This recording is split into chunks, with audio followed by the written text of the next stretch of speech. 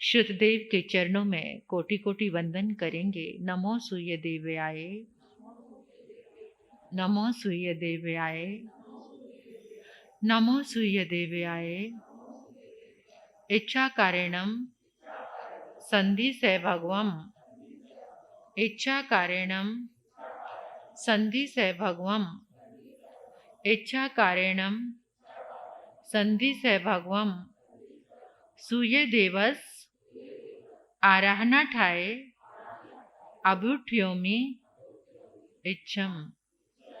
सूर्य देवस आराहना ठाए अभ्युठ्योमि इच्छम। सूर्य देवस आराहना ठाए अभ्युठ्योमि इच्छम। आओ गान करेंगे भक्ति के साथ 10वां अध्ययन दुम पत्रक के नाम से। दुम पत्रे पंडुये जाहा निवडई राई गणान अचये। एवं मनुयान जीवियं सम्य गोयम मापमाए। कुसज्ञ जह ओस बिंदुए थोवंग चेटय लंब माणय। एवं मनुयान जीवियं सम्यम गोयम मापमाए। इतरिय मियाउये जीविये बहु पचवाये। बहुयाना हिरयं पुरे कडं सम्यम गोयम मापमाए। दुल्लेखलो मानुषे भवे चिरकालेन विसव पाणिन। गाढाये विवाग कमुणो सम्यम गोयम मापमाए। पुडविकाये माई गो उको संजीवो ई संभासे। कालं संखायं सम्यम गोयम मापमाए। आउ काय माई गो उको संजीवो उ संभासे। कालं संखायं सम्यम गोयम मापमाए। तेवु काय माई गो उको संजीवो उ संभासे। कालं संखायं सम्यम गोयम मापमाओ। बाउ काय माई गो उको संजीवो उ संभासे। कालं संखायं सम्यम गोयम मापमाए। वनस्सई काय माई गो उको संजीवो उ संभासे। कालमानंत दुरंतं सम्यम गोयम मापमाए। बेइंद्रिय काय माई गो उको संजीवो उ संभासे। कालं संकिज सन्नियं सम्यम गोयम मापमाए। तेंद्रिय काय माई गो उको संजीवो उ संभासे। कालं संकिज सन्नियं सम्यम गोयम मापमाए। चौरिंदी काय माई गो उको संजीवो उ संभासे। कालं संकिज सन्नियं सम्यम गोयम मापमाए। पंचेंद्रिय काय माई गो उको संजीवो उ संभासे।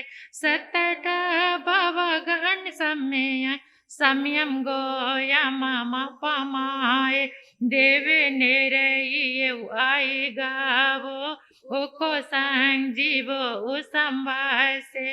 इकिका भवगहने सम्यम गोयम मापमाए। एवं भव संसारे संसरई सुहासे कमेहि। जीवो पामाए बहुलो सम्यम गोयम मापमाए। लदुनवी मानो सताण आर्यतं पुनराविदुल्लहं। भवेद स्वामी लेकुया समयम गोयम मपमाय लदुन वियारियतण अहिण पंचिंदियाहुदुल्लहा विगली इंदियाहुसुस्तिसै समयम गोयम मपमाय अहिण पंचिंदियतम पिसलहे उत्तम धम सुहि हुदुल्लहा कुतुथि निविसय जने समयम गोयम मपमाय लदुनवि उत्तमं सुयं सदहना पुनराविदुल्लहा मिचतनि सेवय जने समयम गोयम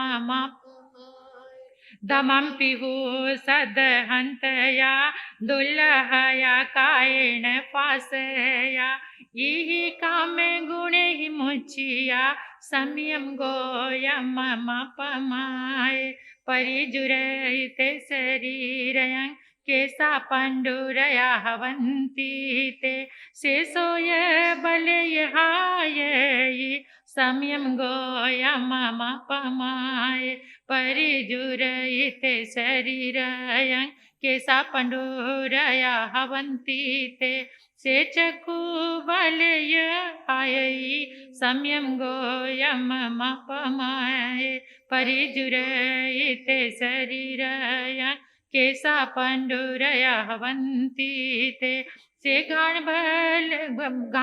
बलय हायै समयम गोयम मपमाय परिजुरयिते शरीरयं केसा पंडुरया हवन्ति ते से जीव बलय हायै समयम गोयम मपमाय परिजुरयिते शरीरयं केसा पंडुरया हवन्ति ते से फस बलय हायै समयम गोयम मपमाय परिजुरयिते शरीरयं केसा पंडुरया हवन्ति ते से सब बलय हायै समयम गोयम मपमाय अरै गण्डं विसूया अयं कविविहया फुसन्ति ते विवडै विद्वसंयुक्त शरीरं समयम गोयम मपमाय वो छिंदसी नेह मपणो कमुयं सारे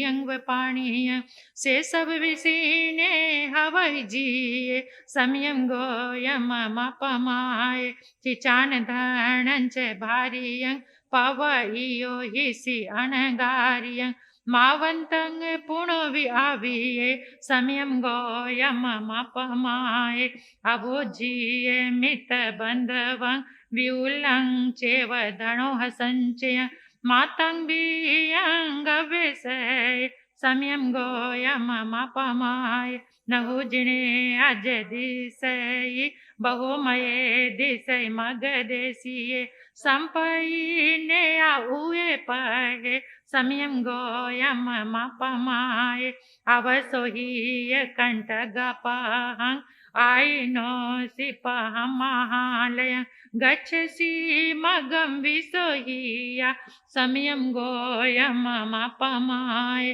अबल्य जह भारवाहय मम गे विषमेव गाहिया पच्चा पच्चा नो तावये समयम गोयम मपमाय तिन्नो हुसियन भंगमाहं किं पुनं चिट्टसितिर्मगो अभितुर पारंगमितये समयं गोयम मपमाय अकलेवर सेणी मुसिया सिद्धिंगोयम लोयं गच्छसि खेमं च शिवंगाणोतरं समयं गोयम मपमाय बुद्धे पारिणी बुद्धे चरे गाम गए नगरे वसंजय संति मागं च भूहि ये समयं गोयम मपमाय बुद्धसने समभाष्यं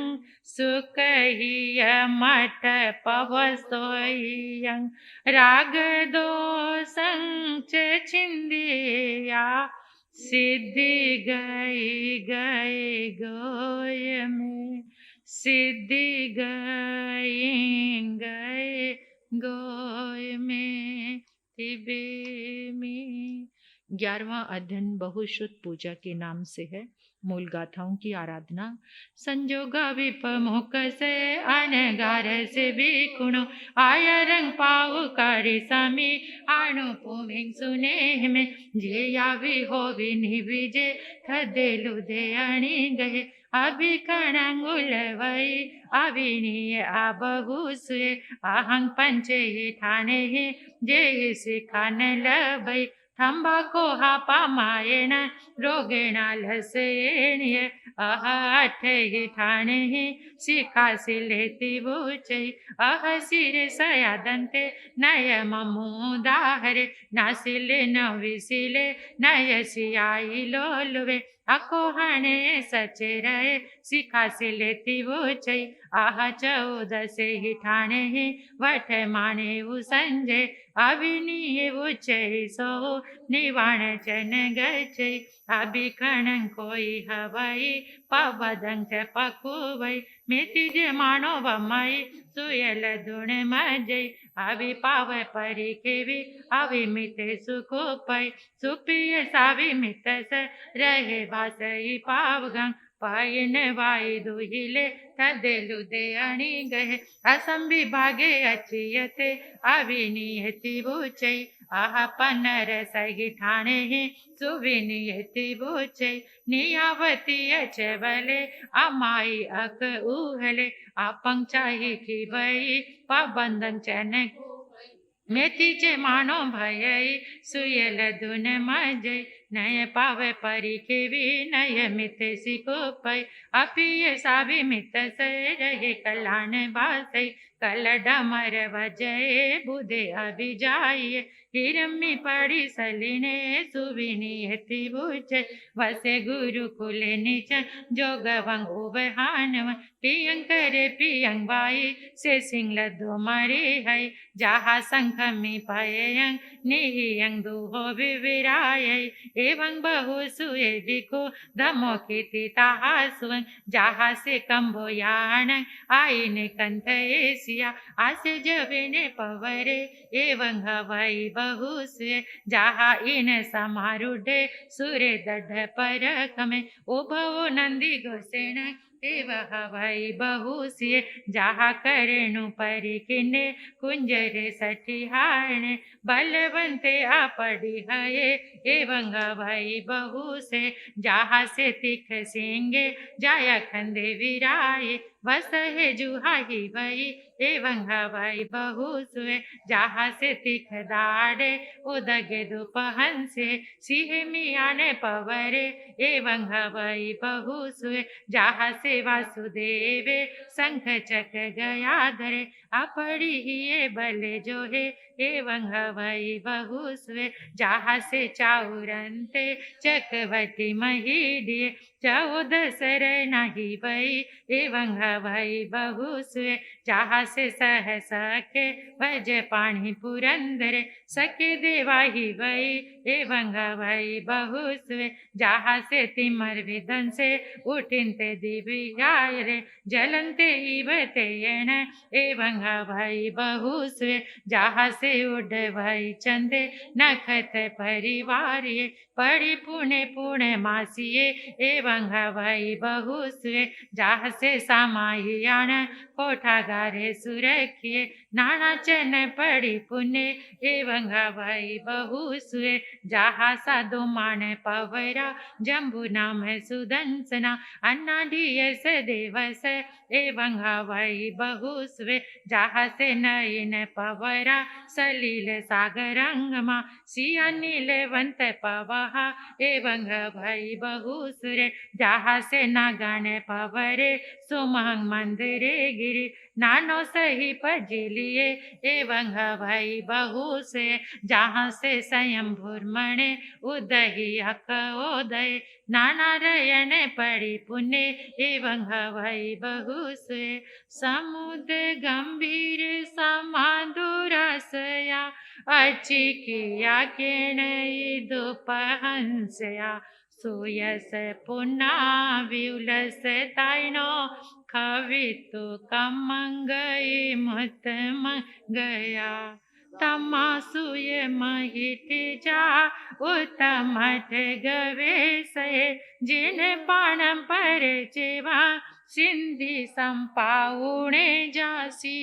तिबेमी सिद्धिम संपाउणे जासी तिबेमी। 12वां अध्ययन हरिकेशीय के नाम से मूल गाथाओं की आराधना कर लेते हैं। ज्यादा बड़ा अध्ययन नहीं है।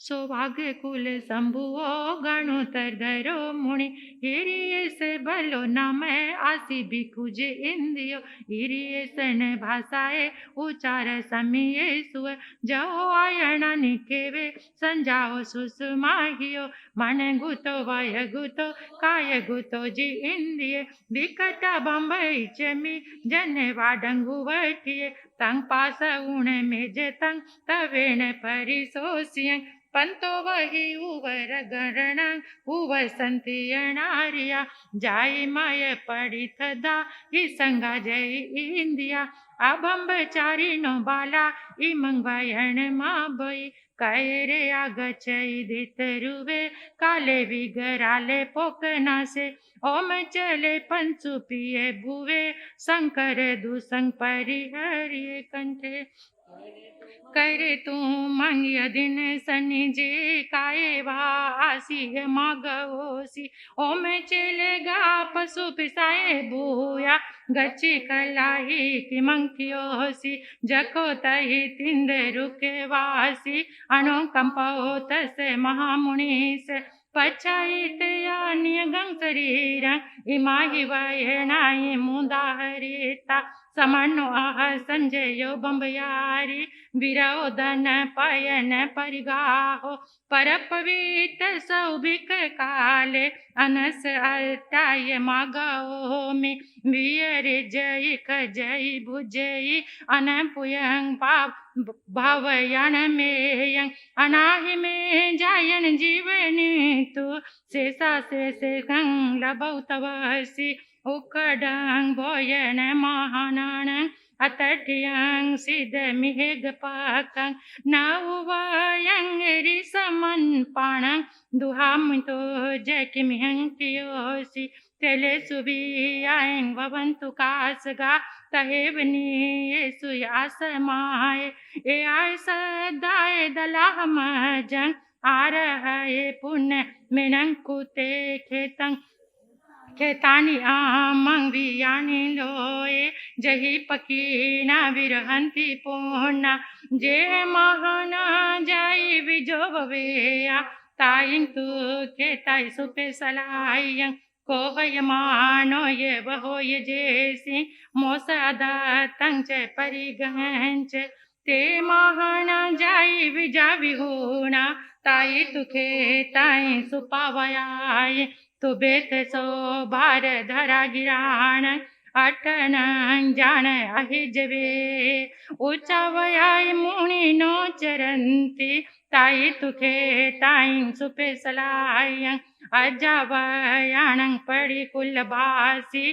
पबास से किनो सगासियाम अवि एयं विनसऊ अन्न पान नयन दो हमें तुमन्यंता समे मजंग सुसुमहियस गुति गोतज इंदियस जय मिने दाहित असित सनी जंग कि मज जाना लहित लाहन के एक सत्ता उवजोयावा अजावयावा खंडिये एयं कहु दंडन फलेन हंता कंठमी गेतुन खलेज जोणं अजावयानं वर्णं सुनेता उदाइया तथ बहु कुमारा दंडे ही बीते ही कसे ही चेवा समा गया तंगिसी तालयंती रनो तहें कौशिले सदूया बदित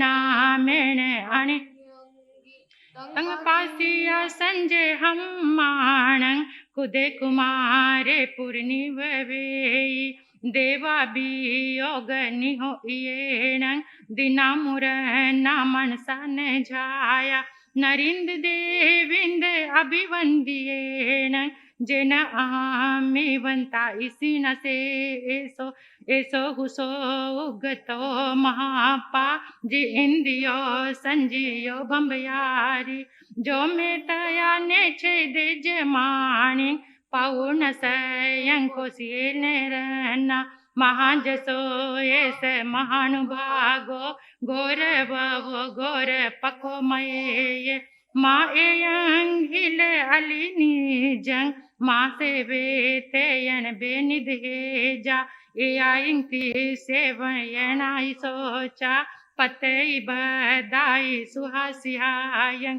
इसी से वे आवडियत ताए कखा कुमारे भी अनिवार्यंती ते गोरुवानिट अंतलिके असुरत हिंतंग जानतालियंती ते बिन दे रुहिरंग वमंते पासितु भदायन माहु बुजो गिरिंग नहें खनः आयं दंते ही काये जायते यं पाये ही हनः जे बिको अवमंत आसि विसो उगतो महेशी गौरवाओ गौर पर कमोये अगयानि व पखंड पयंग सेना जे बिको यंग बत काले वहे सिसेन एवं शरणं वे है समा गया सब जनेन तुबे जाय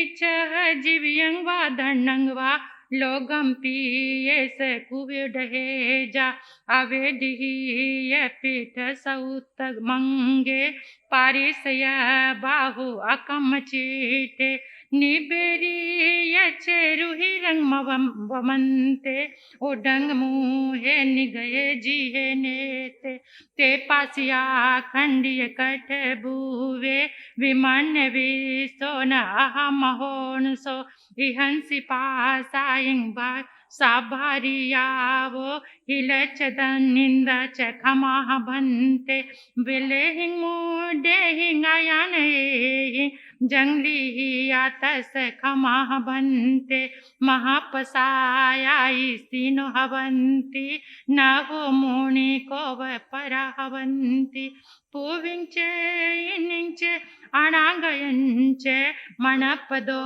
सोनम अति कोई जखा हुए या वड्यं करेंती तमाहु एहे निहया कुमारा अतंच धामंच वियान माना तुबे नवी को पहाया भुई पन्ना तो बंतु पाए शरणं वे मो समा गया सब जने में अचिमुते महाभागतंते किंचिन अचुमे बुंजाहि साले मंकुरं नान भजन संजुयं इमंच में अति पभूय मन्नं तंबूय सुअम अनुगहटा वाडंती परिचय बत पाणं मास सवो पारणय महापा तहि अंगंदोदय पुपवासं दिवा तहिं वासु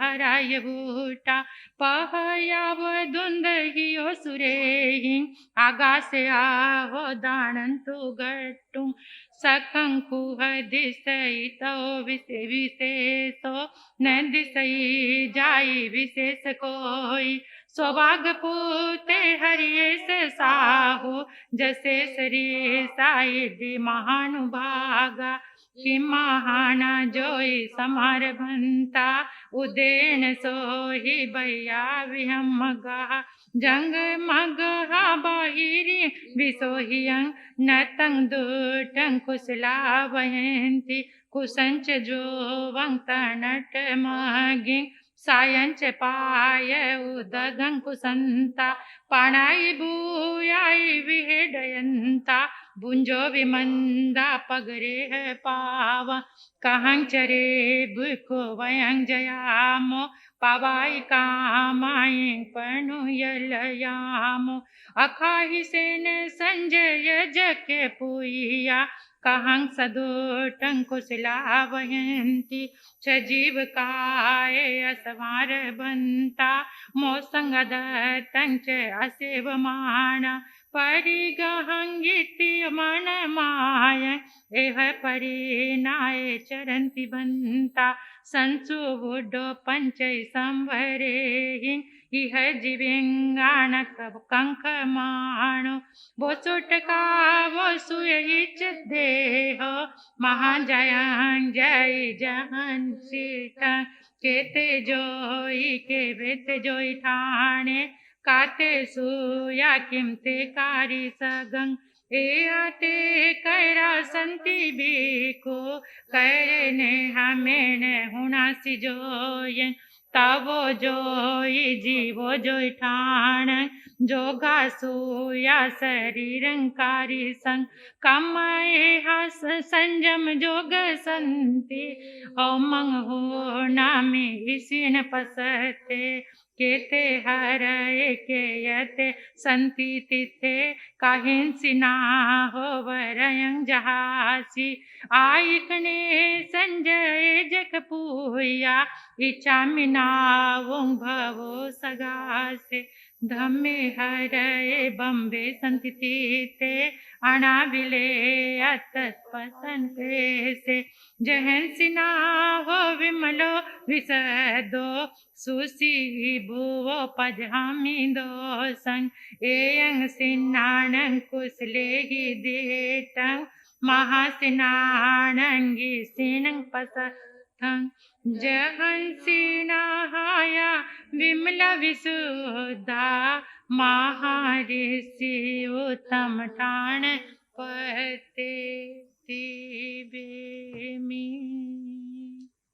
आग में तिव्हे पणते तन जहाँ सुता गमे अथा गमे तदुभया गमे।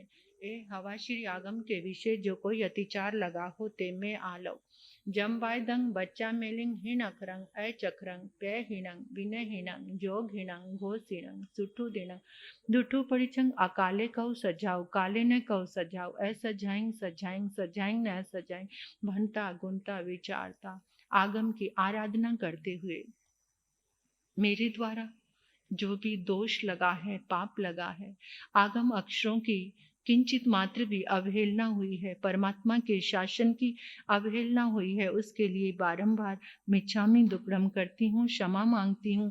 जनकिच मिच्छाए मन दुकड़ाए वह दुकड़ाए काय दुकड़ाए, कोहाय मानाए मायाए लोभाए, सब कालियाए सब मिच्छे वेराए, सब धम्म अय कामनाए सानाए, तस खमणो तस खामासनो पड़िक्वामी निंदामी गिरियामी अपाणंग गोस्रामी।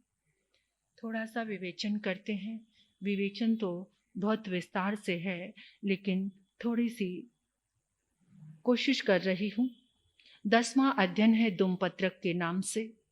दुमपत्रक का अर्थ है वृक्ष का पत्ता। दुमपत्रक यानी पेड़ का पत्ता। पेड़ के पत्ते की बहुत सारी अवस्थाएं होती है। एक होता है कोंपल, एक है किसले, एक पत्ता और एक पीला पत्ता। कोंपल किसको कहते हैं? जब एकदम अंकुर फूटता है वो थोड़ा थोड़ा लाल होता है, उसको कोंपल कहते हैं। किसले किसको कहते हैं? जब उसका थोड़ा सा रूप आगे बढ़ता है, यानी वो थोड़ा सा लाल थोड़ा सा हरा होना शुरू हो जाता है, उसको किसले कहते हैं। और जब वो परिपक्व होता है, उसमें थोड़ी सी शक्ति आ जाती है, वो हरा पत्ता होता है। और जब उसके ऊपर बुढ़ापा आता है, यानी वो पीला हो जाता है, गिरने की जब अवस्था उसकी आती है तो पेड़ के ऊपर ही पीला हो जाता है और वहां से गिर जाता है। तो ऐसी हमारी अवस्थाएं भी हैं। ये 10वां अध्ययन परमात्मा ने गौतम स्वामी को 36 बार कहा है, समय मात्र का भी प्रमाद मत करो। पता है क्या हुआ? शाल महाशाल दोनों परमात्मा के शासन में दीक्षित हो गए। एक दिन उन्होंने प्रभु से आज्ञा मांगी। उन्होंने अपने भांजे को अपना राज्य दे दिया था, गागली को।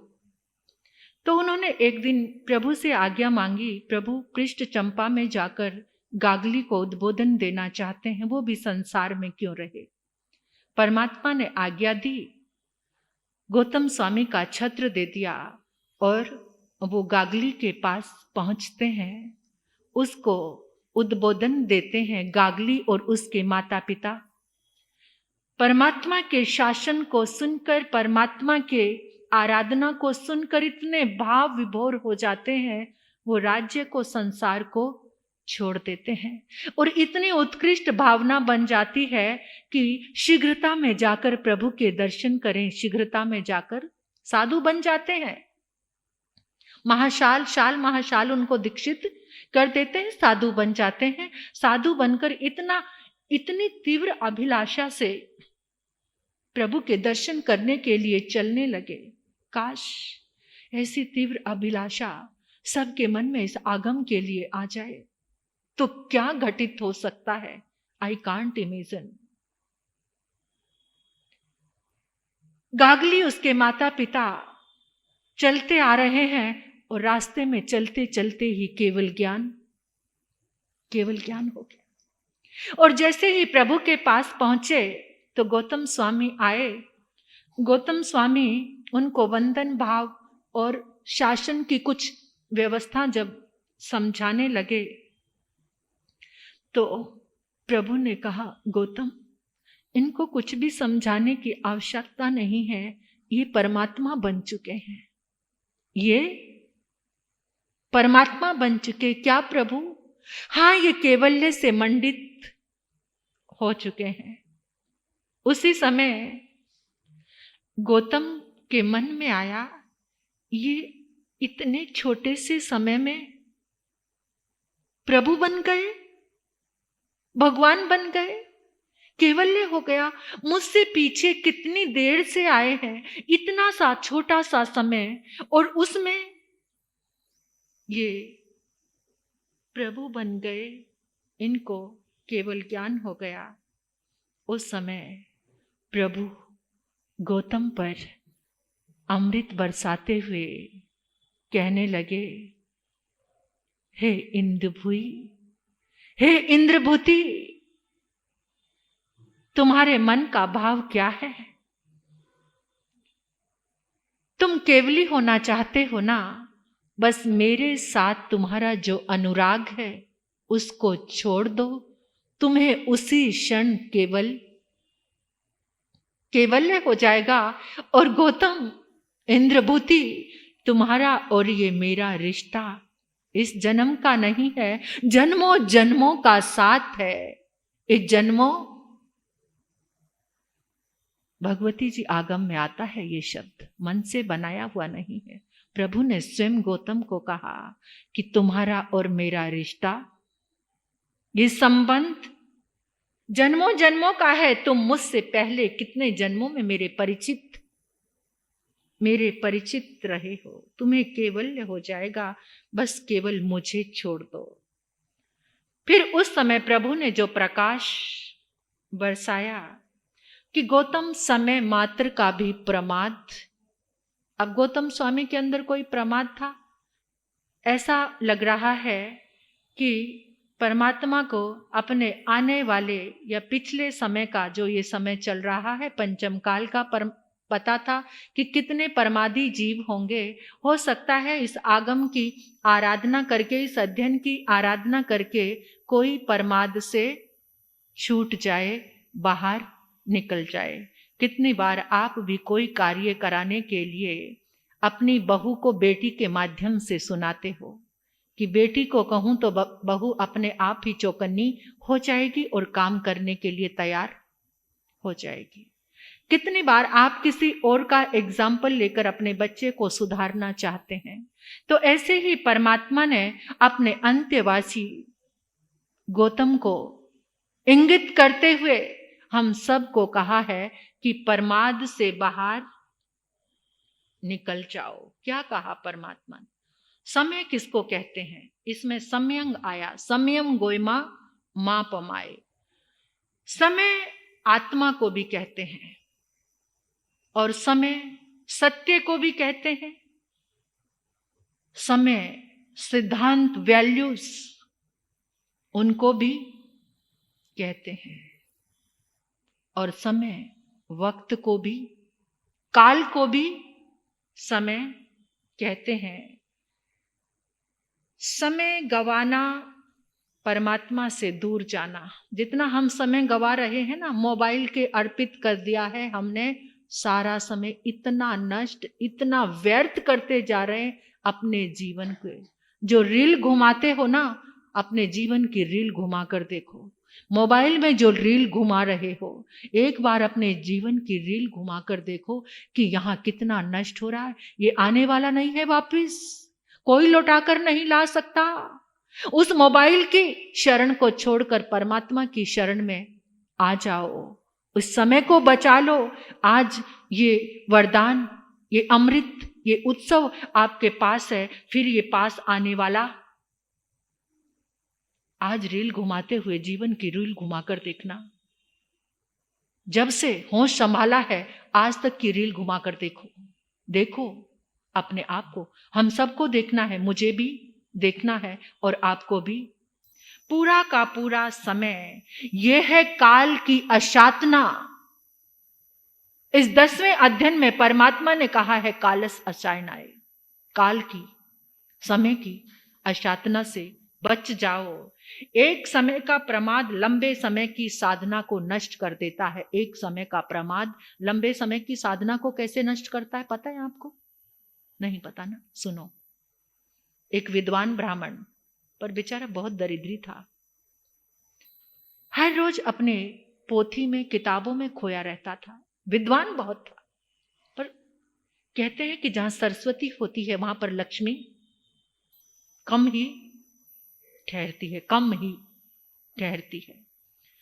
और पूर्व में ब्राह्मणों की स्थिति तो ऐसी ही थी कि सरस्वती की कृपा बहुत थी पर लक्ष्मी दूर ही रहती थी, बहुत दरिद्रता थी। पत्नी रोज कहती, सारा दिन पोथी पन्ना लेकर बैठे रहते हो, दिमाग खराब हो चुका है, घर में चूहे कलाबाजियां खा रहे हैं, बच्चों को कुछ मिलता नहीं है, कुछ लगता नहीं है कि कुछ काम करना है। हट्टे कट्टे हो, जाओ बाहर निकलो, इन पोथी पन्नों की शरण को छोड़ो, आग लगा दो इनको। ब्राह्मण कहता है, भगवान आग लगाने के लिए क्यों कहती है? प्यार से कह दे कि एक तरफ रख दो और कुछ काम कर दो, ये जली कटी क्यों सुना रही हो? इस पोथी पन्नों ने मेरी आत्मा को तार दिया है, मुझे संसार से भिन्नता सिखा दी है। मैं पोथी पन्ने नहीं छोड़ सकता, लेकिन कोई बात नहीं, अब तुम्हें इतना ही सब कुछ चाहिए तो ऐसा करो, आज एक समय आया है, उस समय में मैं कुछ मंत्र जाप करूंगा और तुम ऐसा करना, चूल्हे पर खोलता हुआ पानी रखना और उस पानी में ज्वार, ज्वार होती है ना, एक अन्न है ज्वार, उस ज्वार को डाल देना। और जब मैं जब हुंकार भरूंगा, मंत्र जाप करते हुए मैं बोलूंगा हूं, तो तुम वो ज्वार पानी में डाल देना। वो कहती ठीक है। अब वो देख रही है, कहती वैसे तो मुझे विश्वास नहीं है, इतने साल हो गए आज तक तो तूने कुछ किया नहीं, अब क्या करेगा, चलो देख लेती हूँ क्या करता है। तो अब उसके घर में ज्वार भी नहीं थी, बहुत गरीबी थी, दरिद्रता बहुत थी। तो वो पड़ोसन के घर गई, कहते बहन थोड़ा सा 2 सेर ज्वार देते। कहते क्या हो गया आज? कहते आज पता है बहुत ही, मेरे पति कह रहे हैं, वैसे मुझे विश्वास तो है नहीं उसके ऊपर क्योंकि आज तक उसने कुछ अच्छा किया ही नहीं है, तो मुझे 2 सेर ज्वार दे दे और मैं ना उसको आज एक ऐसा मुहूर्त आया है कि वो कुछ मंत्र जाप करेंगे, हुंकार भरेंगे, फिर मैं ये ज्वार उसमें डाल दूंगी। और वो जो पड़ोसन थी, एक ही दीवार थी, और वो जो पड़ोसन थी वो ब्राह्मण पर, उस पंडित पर बहुत श्रद्धा रखती थी कि ये बहुत विद्वान और बहुत अलग तरह के हैं। अब वो पास में बैठ गई, चूल्हे पर उसने पानी खोलता हुआ रख दिया और पूछ रही है सचमुच में हूं करोगे कुछ होगा ना? कहा भगवान कर तो सही। अब वो चूल्हे के पास वो मंत्र जाप कर रहे हैं और उसको झपकी आने लगी। बैठी बैठी वो को थी, कुछ करने वाला नहीं, रोज ही तो मंत्र जाप करता है, इससे आज तक कुछ हुआ ही नहीं है। अब उसको झपकी आई और उधर से पड़ोसन ने भी, क्योंकि उसको पूरा विश्वास था, उसने भी वैसे ही चूल्हे पर खोलता हुआ पानी तैयार किया, जवार पास में रख ली, और जैसे ही ब्राह्मण ने एकदम पंडित ने जोर से हुंकार भरी, अब उसको तो झपकी आ रही थी, अब जब हुंकार भरी उसकी आंख खुली और कहती डाल दूं क्या जवार, अब डाल दूं? पंडित कहता तेरा कुछ नहीं हो सकता। समय, वो क्षण था, क्षण हूं, और वो एक क्षण, ये क्षण की कीमत है। कुछ भी नहीं हुआ, उसने ज्वार डाली, वो कहती मुझे निखट्टू तेरा पता ही था कुछ होने वाला नहीं, देख लेना जवार की जवार पड़ी है, कोई मोती। पंडित कहता भगवान तूने समय की कदर नहीं की, जो क्षण था तूने उसको पहचाना नहीं। इतने में ही उधर से उस पड़ोसन ने भी ज्वार डाली, ऐसे खिलखिलाते हुए सुच्चे मोती बन गए सारे के सारे, और सुच्चे मोती भरे तो वो एक थाली भरकर पंडित के पास आई, चरणों में अर्पित कर दी कि आपकी कृपा से, आपके मंत्र जाप से अब पंडिताइन मेरे घर नहीं आती तो मुझे पता भी नहीं चलता, ये सब प्रसाद आपका है, आपके चरणों में अर्पित है। पंडित जी अपनी पत्नी को देखकर इशारा करने लगे और वो लज्जित होकर कहने लगी जल्दी से बताओ दोबारा वो मुहूर्त कब आएगा। पंडित जी कहते अब कभी, ये समय है काल की अशातना, आगम की अशातना की माफी है, आलोचना है गुरु की, आचार्य की, पंच प्रमेष्टि की, सबकी, सिर्फ एक समय की प्रतिक्रमण करते हो ना, कालस असायणाए, उसकी कोई भी माफी कभी भी नहीं है, क्योंकि वो क्षण वापस नहीं आता। रील घुमाने में जो समय जा रहा है वो वापस आने वाला नहीं है। मन तो रोकता ही होगा, कभी बहुत अतिक्रमण होगा, रुक जाओ अभी, मुझे ऐसा लगता है हर किसी का मन रोकता है, उस समय रुक जाना चाहिए। कभी कभी तो बहुत समय का अतिक्रमण आए, ये आत्मदेव बैठा है अंदर, उल्टी आने को होती है, इतना समय का अतिक्रमण हो गया, अब तो बैठ जा, अब तो, क्या कभी ऐसी आवाज नहीं आती? चेक करना, सुनकर देखना कि ऐसी आवाज। जीवन को डुबाने वाला एक है प्रमाद। परमात्मा ने सारी व्याख्या इस 10वें अध्ययन में प्रमाद की ही है। प्रमाद जब हट जाता है तो जीवन शिखर पर पहुंच जाता है, और जब जीवन में प्रमाद आता है तो अप्रमाद किसको कहते हैं? अप्रमाद, एक्टिव, सावधानी, अवेयरनेस, जागरण, सजगता। कितनी बार आप जाते हो, बिजली के खंबे पर लिखा होता है आगे खतरा है, खतरे से सावधान। सावधान होकर चलते हो ना। इस जिंदगी में कदम कदम पर खतरा है तो सावधान हो जाइए। भोजन करते हुए सावधान हो जाओ, सोते हुए सावधान, वस्त्र पहनते, काम करते, वो सावधानी, यही अप्रमाद है। जहां जहां तुम सावधान हो गए, लेकिन तुम किसके लिए सावधान होते हो? कभी खंबे को हाथ लग जाए, करंट आ जाए, मरना चाहूं, और ये आत्म की क्या हालत करते जा रहे हम, मैं भी और आप भी। सजग होना है, सावधान होना है। इस लंबी यात्रा में, निगोद की यात्रा करके हम एकेंद्री में पहुंचे, पृथ्वी काय में आए, फिर अप काया, तेव काया, वायु काया, वनस्पति काया, सारी यात्राएं करके एगेंद्री, बेंद्री, तेंद्री, चौंद्री, पचेंद्री, त्रियंच पचेंद्री, और आज मनुष्य। और मनुष्य भी कौन से बने हैं? जिस शासन में हक है तुमको मानवता लाने का, जो शासन तुम्हें मानवता देने वाला है, उस शासन में तुम्हारा जन्म हुआ है, उस शासन में तुम आराधक होकर मानवता लाकर अप्रमाद की अवस्थाओं में आगे बढ़ो। यही परमात्मा कह रहे हैं और प्रभु कह रहे हैं, हे गौतम, तू लंबी यात्रा करके आज किनारे पर आकर खड़ा है। तू किनारे पर पहुंच चुका है, चिंता मत कर, अब सौभाग्य तेरे करीब है। बस एक ही वक्त, एक समय का ही अंतराल है, तू बढ़ता चला जा। हे ज्ञानी गौतम, सभी कषायों से निवृत्त होकर तू विचरण कर। गौतम के माध्यम से प्रभु हमें कह रहे हैं। तो ये 10वां अध्ययन था, संयम गोयमा माँ पमाए। हमें सोचना है, प्रभु गौतम तो 4 ज्ञानी थे, बस परमात्मा का अनुराग था और वहां कुछ भी ठहरा हुआ। और वो कहने लगे, प्रभु मुझे आत्मा में आपका अनुराग ऐसे लग रहा है, अब आपकी वाणी सुनकर हजारों केवली मेरे भीतर ही हैं। 11वां अध्ययन है, बहुत शीघ्रता में इसका विवेचन आपके समक्ष थोड़ा सा करूंगी। 11वां अध्ययन है बहुश्रुत के नाम से। आगमकार कहते हैं एक अल्प श्रुत होता है और एक बहुश्रुत होता है। जो 14 पूर्व का ज्ञानी है वो बहुश्रुत है, उत्तम बहुश्रुत है। कौन सा है वो? और जो 9 पूर्व का ज्ञानी है वो मध्य बहुश्रुत है। और जो केवल निश्चित सूत्र को जानता है वो सबसे नीचे वाली श्रेणी का बहुश्रुत है। जिसके पास सुनने की सामर्थ्य है वो बहुश्रुत बन सकता है। सुनने की शक्ति जिसके पास है वो बहुश्रुत बन सकता है।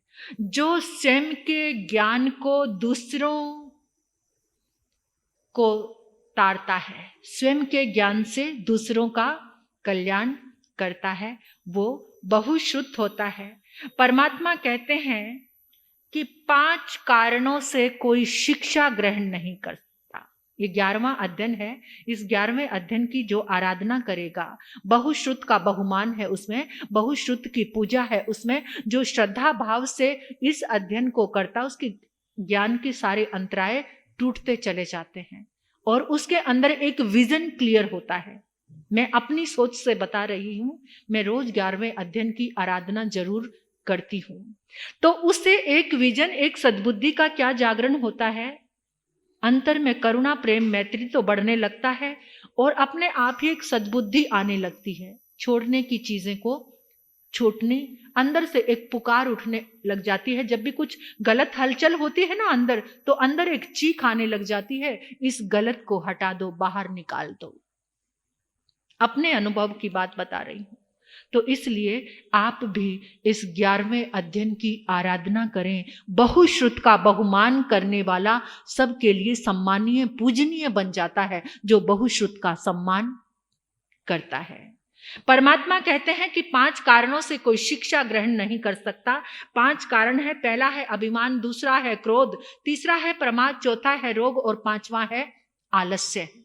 लेकिन इन सब को लाने वाला एक प्रमाद है। प्रमादी के पास क्रोध आएगा, प्रमादी के पास अहंकार आएगा, प्रमादी के पास प्रमादी रोगी हो जाएगा, प्रमादी आलसी हो जाएगा।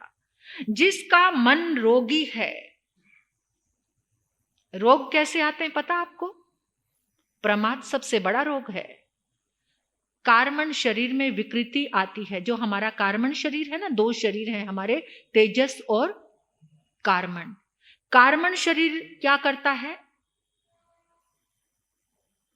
भोजन की जो अवस्थाएं हमारे पास पहुंचती है वो कार्मण शरीर उससे अटैच है। तो रोग का कारण ये भोजन आदि, उसमें कार्मण शरीर के कारण ही मन रोगी हो जाता है। अभी आप लोगों ने अभी नवपद आराधना में मैंने आपको बताया था नमोकार महामंत्र की 5 रंग की साधना की, 5 रंग का ध्यान कहाँ कहाँ पर, उससे जो मन रोगी हो गया वो निरोगी हो सकता है। रंगों की साधना से भी रोग मिटते हैं। जब हमारी बॉडी में रंग कम हो जाते हैं ना, तो ये जैसे जो कलर थेरेपी चलती है, कलर थेरेपी भी है एक, उससे जो हमारी बॉडी में कलर कम हो जाते हैं तो उससे रोग बढ़ जाते हैं। तो जिस समय कलर पूरे होते हैं रंग हमारी बॉडी में जब पूरे होते हैं तो नवकार मंत्र 5 रंग का। और बड़े महाराज साहब ने आपको अभी प्रेरणा दी थी कि 5 रंग का फ्लैग, पचरंगा झंडा किसने किसने अपनी दुकान और घर पे लगाया? आपके घर में अगर पचरंगा लहराएगा, गुरु वचनों की का सम्मान करना सीखो, आपका सम्मान बढ़ेगा। आज अवश्य ही सबके घर में, जितने आप सब लोग बैठे हैं, सबके घर के ऊपर क्या होगा? बोल दो, लगाना है या नहीं? पचरंगा झंडा।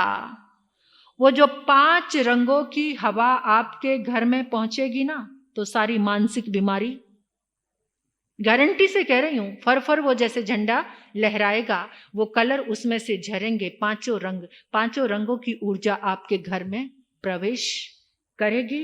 तो महामंत्र की साधना आपको मिली थी। और परमात्मा कहते हैं कि 8 स्थान हैं बहुश्रुत बनने के। 8 स्थान कौन से बहुश्रुत बना जा सकता है? जो विनित होता है वो शिक्षा ग्रहण कर सकता है, वो बहुश्रुत हो सकता है। अहिसिरे बहुश्रुत वो होता है, ये पहचान है, जो बात बात पर हंसता नहीं है, वो गंभीर होता है। जो बात बात पर हंसते हैं वो बड़े उछले होते हैं। सयादंते, जो इंद्रियों का दमन करता है। तीसरा है नय ममुदाहरे, किसी का मर्म भेद प्रकाशित नहीं करता, यानी गहन गंभीर इतना होता है कि किसी की भी बात किसी को बताता नहीं है। नासीले ना विसीले, ना ही जो अशील होता है, अशील, शील चरित्र, और जो कभी भी अपने चरित्र को कलंकित नहीं करता। कलंकित किसी भी, झूठा भी, मतलब वो ऐसी कोई व्यवहार ही नहीं करता कि झूठे भी कोई उस पर उंगली उठा दे। नया सी आई लोलुवे, ना ही वो अति लोलुप होता है किसी भी चीज में, ना वो जीभ का, ना वो आंख का, ना वो नाक का, ना वो कान का, ना इस देह का, किसी तरह से भी इंद्रियों का लोलुप जो नहीं होता, वो बहुश्रुत होता है। अकोहणे सच्चे रहे, जो क्रोध से रहित होता है और जो सत्य का आचरण करता है, ये बहुश्रुत के लिए आया है। आगम शास्त्रों का जो विशेषज्ञ होता है, जिसका श्रुत ज्ञान आभा मंडल सारी दिशाओं को आलोकित करता है, उसका आभा मंडल इतना तेजस्वी होता है कि वो सारी दिशाओं को आलोकित करता है। तो ऐसा बहुश्रुत, और अनेकों उपमाएं आगम में अभी जो हमने आराधना की, बहुश्रुत शंख के समान होता है। शंख की एक विशेषता होती है, उसमें दूध रख दो कभी खराब नहीं होता। शंख के ऊपर कोई संग नहीं चढ़ता, कुछ भी डाल दो उसमें, आप कुछ भी डाल दो, बिल्कुल भी एक कण भी उसके पास नहीं रहेगा। जैसे ही आप वापस निकालोगे तो ऐसा लगेगा जैसे इसमें कुछ था ही नहीं, उसे धोने की भी जरूरत नहीं पड़ेगी, इतना साफ सुथरा रहता है शंख। तो बहुश्रुत के ऊपर भी किसी तरह का कोई रंग नहीं चढ़ता। उत्तम घोड़े के समान होता है, अजय योद्धा के समान होता है, उत्तम हाथी ऐरावत हाथी के समान, वृषभ के समान, सिंह के समान, वासुदेव के समान, इतने उपमाएं दी है। चक्रवर्ती के समान, इंद्र के समान, सूर्य के समान, चंद्रमा के समान, जम्बू वृक्ष के समान। इसकी व्याख्या करने लग जाओ तो कितने ही दिन निकल जाएंगे कि जम्बू वृक्ष के समान होता है, शीता महानदी के समान होता है, सुमेर गिरु पर्वत के समान, स्वयंभूर्मंड समुद्र के समान, जो अपनी और पर की मुक्ति कराए, वही बहुश्रुत, जो खुद भी तरता है और दूसरों को भी तारता है, वो बहुश्रुत। श्रुत ज्ञान की आराधना करने वाला, बहुश्रुत की पूजा करने वाला जीवन को हमेशा शिखर पर लेकर जाता है। इसलिए बहुश्रुत की पूजा करनी शुरू कर देना। अभी जो 12वां अध्ययन हमने किया है, वो 12वां अध्ययन है हरिकेशी बल के नाम से। हरिकेशी बल चंडाल कुल में जन्म हुआ। क्यों हुआ पता है? सुनो एक बात। कभी जीवन में ऐसा भाव आने ना देना। शंख मुनि साधना में रत एक गांव में पहुंचे। गांव से वापस विहार करने लगे, जाने लगे तो एक ब्राह्मण बच्चे से रास्ता पूछा। 2 मार्ग थे उनके गंतव्य पे जाने वाले। एक अंगारों की तरह जलता हुआ मार्ग था और एक शीतल मार्ग था। उस बच्चे ने मजाक में कि देखूं नंगे पांव है, कैसे उछलेगा, कैसे जलेगा और जब चीखेगा बड़ा मजा आएगा। और उसने मुनि को बता दिया जलता हुआ रास्ता। मुनि उस रास्ते पे चलने लगे। मुनि के अंदर इतना तप संयम था, उनकी लेशा के प्रभाव से जलता हुआ रास्ता शीतल शीतल हो गया।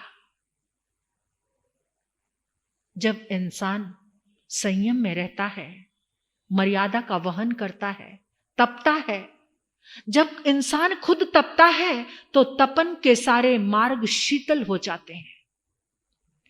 और जब तुम विषयों की शीतलता चाहते हो तो तुम्हारे लिए सारे मार्ग तपने लग जाते हैं। मुनि की शीतलता से तपता मार्ग शीतल हो गया। अब वो तो देख रहा था, तालियां बजाने के लिए तैयार खड़ा था। वो देखकर हैरान, ये क्या, ना उछले, ना शी, ना ही, ना कुछ, ना पांव उठाया, ना उचके, कुछ भी नहीं किया। ऐसा कैसे हो सकता है? अंगारों जैसा तपता रास्ता। वो स्वयं एकदम उसने जब कदम रखा तो वो दंग रह गया। ये मार्ग इतना शीतल कैसे हो गया? उसके अंदर हलचल मच गई। बस उसने चरण पकड़ लिए, रोने लगा, मुझे क्षमा कर दो, और जैसा जो आपने प्राप्त किया है वो मैं भी प्राप्ति करना चाहता हूं। और वो साधु हो गया। वो साधु हो गया, साधु की चर्या का पालन कर रहा है, लेकिन उसके भीतर एक अहंकार है कि मैं ब्राह्मण जाति का, मैं ऊंचे कुल का, मैं श्रेष्ठ कुल का, मैं विद्वान कुल का। ये अहंकार, उस अहंकार ने उसको बड़ी दरिद्रता दे डाली। जिस चीज का भी तुम अहंकार करते हो वहां से दरिद्रता प्रारंभ। तुम धन का अहंकार करते हो तो तुम धन से दरिद्र हो जाते हो। तुम रूप का अहंकार करते हो तो कुरूपता की दरिद्रता तुम्हारे पास आ जाती है। तुम कुल का अहंकार करते हो तो नीच कुल की अहंकार तुम्हें दरिद्रता में छोड़ेगा ही छोड़ेगा। किसी भी चीज का अहंकार करके देख लो। तुम अपने बल का अहंकार करते हो, तुम ऐसे कमजोर रुग्ण बन के जन्मोगे कि कभी भी कितने भी ताकत देने वाले पदार्थों को खाने के बाद भी तुम्हारे अंदर ताकत। कई बार कितने घर में ऐसे बच्चे देखे हैं, निर्बल बच्चे, बड़े ऊंचे घर में जन्म लिया लेकिन शरीर इतना कृश। अब वो साधु जीवन की यात्रा पूरी हुई, देवलोक में चला गया। वहां से यात्रा करके जो उसने दंभ अहंकार किया था, उसके बाद उसका जन्म होता है चंडाल कुल में। नाम है उसका हरिकेश। अब वो चंडाल कुल में, उधर से उसका स्वभाव भी बहुत विचित्र है।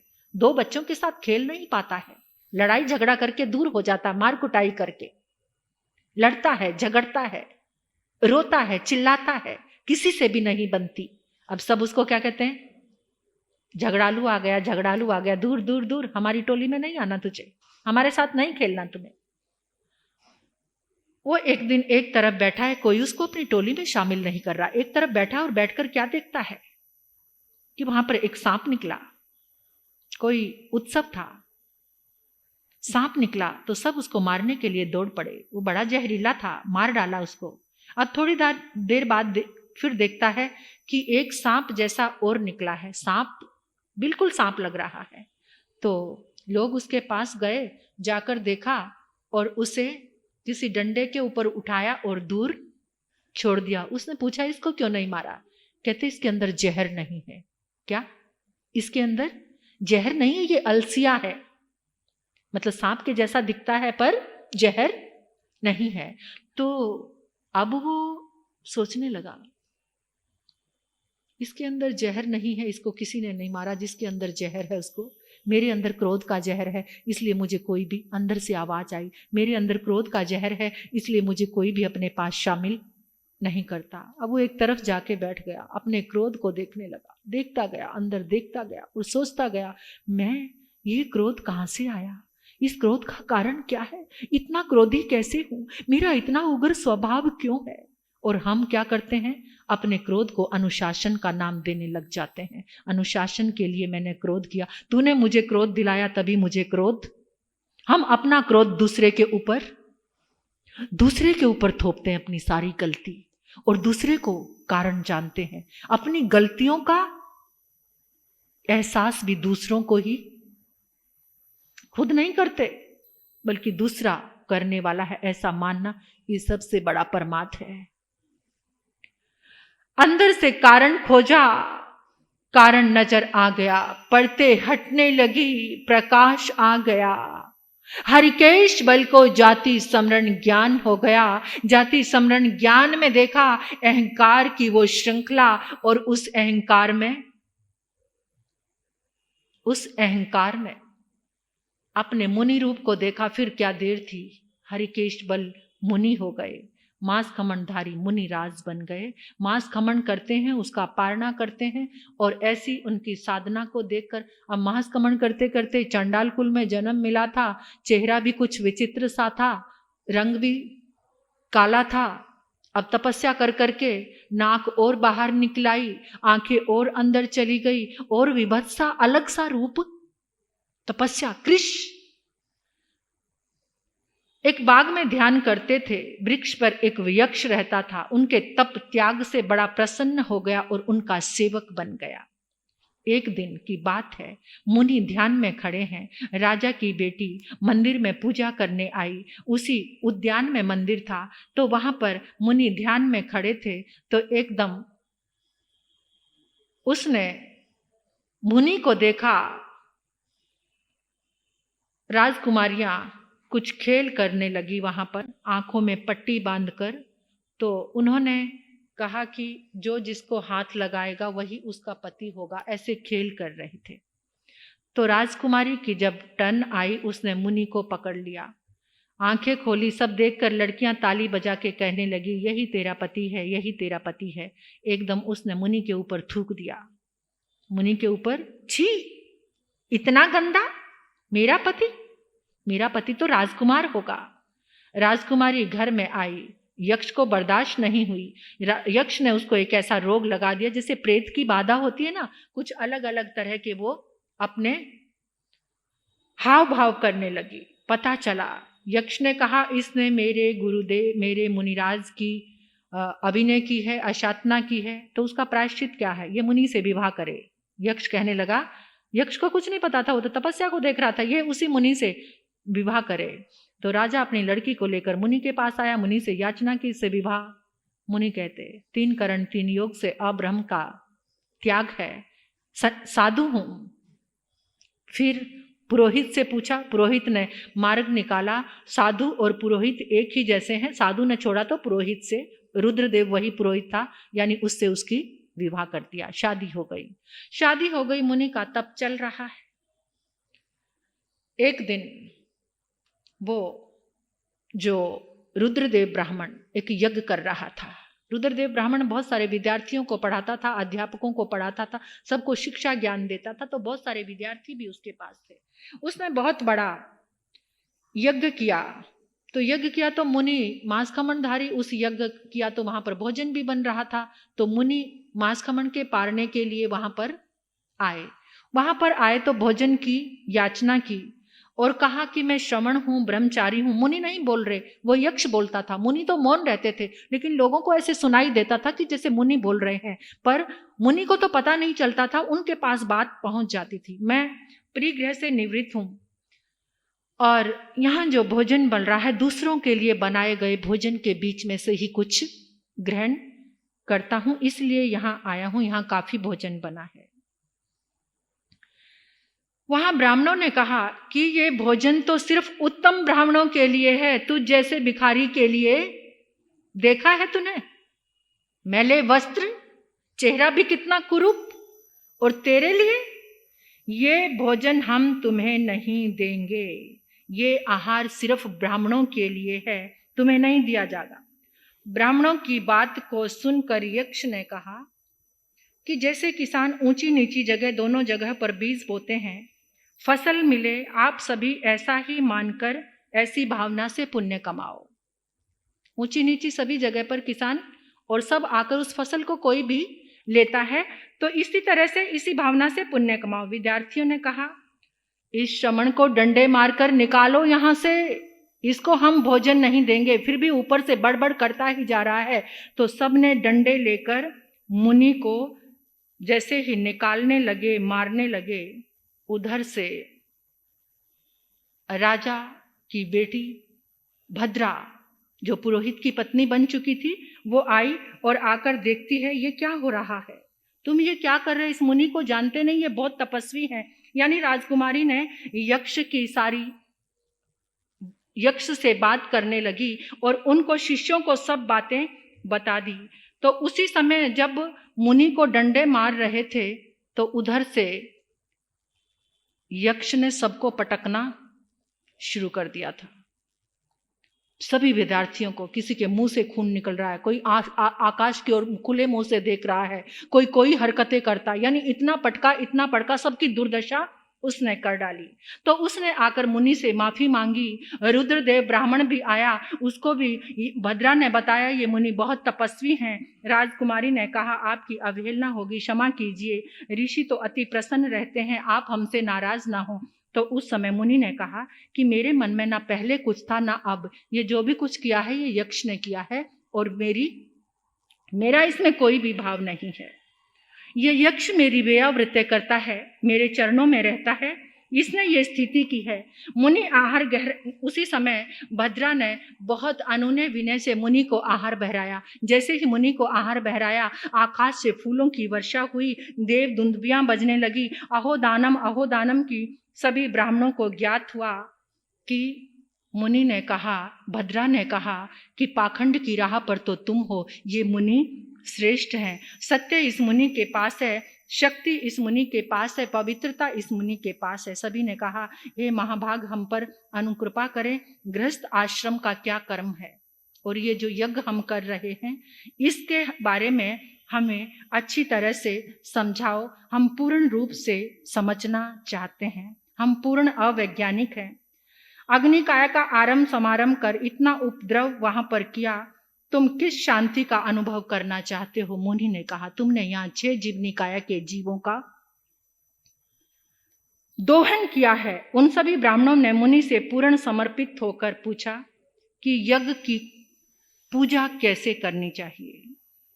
हम मुनि हरकेशी ने फरमाया 6 कायों की जीवों की जो रक्षा करता है वही वास्तविक रूप में यज्ञ और हवन करता है। जो चोरी झूठ सेवन नहीं करता, परिग्रह आदि में क्रोध मान माया लोभ को त्यागता है, आसक्ति से विरक्त रहता है, क्रम पर विजय पाना, यही श्रेष्ठ यज्ञ है। जैन होकर भी जो अग्नि जलाकर यज्ञ करते हैं और फिर वो यज्ञ होता है, फिर शांति चाहते हैं, ऐसी शांति कभी नहीं हो सकती। जहाँ 6 जीवनिकाय को बहुत सारे जैन लोग भी यज्ञ करते हैं, यज्ञ नहीं करना चाहिए। अग्निकाय के जीव, फिर उस समिधा में जो समिधा उसमें डाली जाती है, यानी अनेक तरह से 6 जीवनिकाय के जीवों की वहां पर पानी का भी सेवन होता है, फूलों का सेवन होता है, वनस्पति काय आदि आदि वहां पर ऐसा हवन जो करते हैं उनको कभी शांति नहीं मिलती। इस जीवन में अगर शांति अनुभव करते हैं तो पर भव में उनके लिए बहुत ही ऐसा कार्य हो जाता है। मुनिराज ने कहा कि शांति करवानी है, एक आसन करो, आयम्बिल करो, पोषद करो, संयम की आराधना करो, यही शांति पाठ है। आप कौन से सरोवर में स्नान करते हैं? ब्राह्मण ने पूछा आप कौन से सरोवर में स्नान करते हैं जिससे आप अपनी कर्म मैल को दूर करते हैं? उस शांति तीर्थ का नाम क्या है? क्या वो जलाशय है? मुनि ने कहा वो धर्म का जलाशय है। ब्रह्मचर्य का शांति तीर्थ है। निर्मलता से आत्मा की लेशा प्रशस्त होती है। ऐसा स्नान करके मैं शीतल होकर सारे दोषों को और सारे मल को दूर करता हूँ। ऐसा स्नान सभी को करना चाहिए। जहाँ पर स्नान करके सारे ऋषि महर्षि कर्मों की रज से रहित होकर, कर्मों को दूर होकर विशुद्ध रूप को प्राप्त करके मोक्ष को प्राप्त करते हैं। धर्म सरोवर है, अहिंसा सरोवर। कौन सा सरोवर? धर्म का सरोवर, अहिंसा का सरोवर है, तप संयम सरोवर है। ब्रह्मचर्य ही शांति का तीर्थ है। स्वयं की प्रसन्नता की भावधारा में जो स्नान करते हैं वो अंतर मन से प्रसन्न होकर सभी दोषों से मुक्त हो जाते हैं। ऐसे मुनि को महायज्ञ के बारे में, मुनिराज ने ब्राह्मण को महायज्ञ के बारे में बताया, और उस महायज्ञ में का जो अनुष्ठान करता है निश्चय ही उसका मोक्ष होता ही होता है। तो ये आराधना हुई, आपने समय दिया, ये समय ही आपके काम आएगा। जो ये समय है ना, आप सुन रहे हैं, यही आपके काम आएगा। आपका बहुत बहुत धन्यवाद। मैं भी आजकल इसको कहते हैं, कह सकते हैं आप समय का अतिक्रमण, क्योंकि जो साधा हुआ है, लेकिन आगम, अगर आप ये आगम की धारा चल रही है, ये अतिक्रमण नहीं है। यहाँ से बाहर निकलते ही जो आप करेंगे वही अतिक्रमण होगा। तो इसलिए आपने इतने प्रेम से सुना, आप सभी का बहुत बहुत शुक्रिया, धन्यवाद। मंगल कामनाएं सभी को लाएं, समय को सार्थक बनाएं, इस आगम की आराधना में अपने आप को पूजनीय बनाएं।